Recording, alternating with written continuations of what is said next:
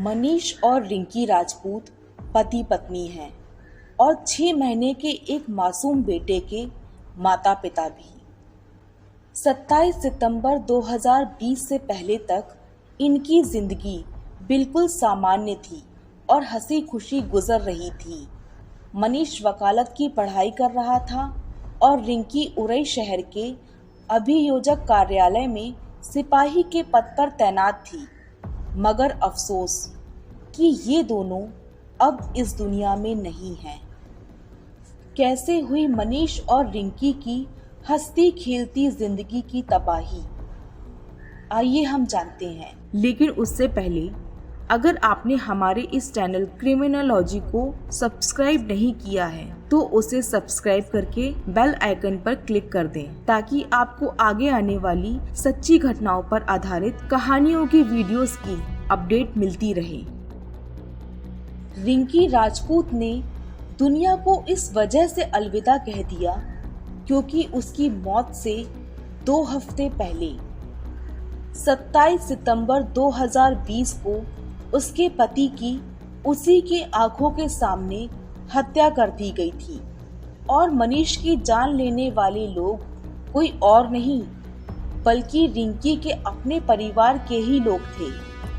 मनीष और रिंकी राजपूत की शादी भले ही 2 साल पहले हुई थी, लेकिन उनका रिश्ता बहुत पुराना था। दोनों फतेहपुर के एक ही गांव में गौसपुर के रहने वाले थे। रिंकी और मनीष दोनों एक दूसरे के पड़ोसी थे। दोनों एक ही बिरादरी के थे। गांव में बचपन से एक साथ प्राइमरी स्कूल गए थे और फिर एक ही स्कूल में दोनों ने हाई स्कूल और इंटर की पढ़ाई भी की थी। रिंकी राजपूत के परिवार की आर्थिक स्थिति ठीक नहीं थी, तो मनीष उसकी पढ़ाई लिखाई का खर्च भी उठाता था। रिंकी नौकरी करना चाहती थी, तो उसे सिपाही बनाने के लिए भी मनीष ने मदद की थी। साल 2018 में रिंकी की मेहनत रंग लाई और उसे सिपाही की नौकरी मिल गई। जब रिंकी सिपाही बन गई और उसकी पहली पोस्टिंग जालौन के रामपुरा में हुई, तो उसने अपने परिवार के सामने मनीष के साथ शादी करने की इच्छा जताई। लेकिन रिंकी के माता पिता इस शादी के लिए राजी नहीं हुए। उनकी मर्जी के खिलाफ 8 फरवरी 2019 को रिंकी और मनीष ने उरई के मंदिर में शादी कर ली। शादी में मनीष का परिवार तो उपस्थित था, लेकिन रिंकी के परिजन इस शादी में शामिल नहीं हुए। रिंकी और मनीष अब पति पत्नी थे। उन्होंने बड़े अरमानों से नई दुनिया बसाई थी। शादी के 1 साल बाद दोनों एक प्यारे से बेटे शिवाय के माता पिता भी बने।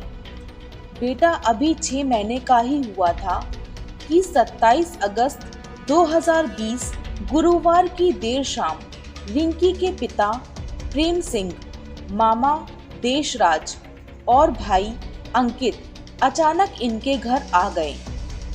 इनको अचानक घर में आता हुआ देख रिंकी और मनीष कुछ समझ नहीं पाए, पर जब उन्होंने अच्छे से बात की तो रिंकी और मनीष को लगा कि शायद रिंकी के परिवार ने उन्हें माफ कर दिया है और अब सब अच्छा करना चाहते हैं।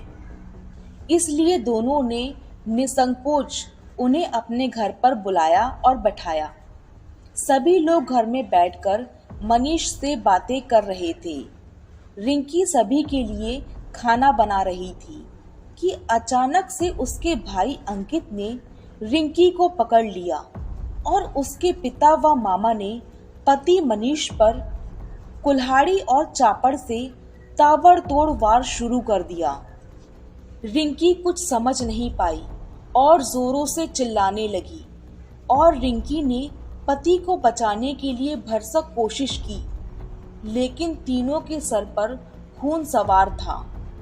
ये लोग रिंकी के आंखों के सामने उसके पति पर तब तक वार करते रहे जब तक उसकी मौत नहीं हो गई। बाद में पुलिस आई, केस भी बना, और तीनों आरोपियों को गिरफ्तार भी कर लिया गया। लेकिन रिंकी ने जो खोया था उसकी भरपाई संभव नहीं थी।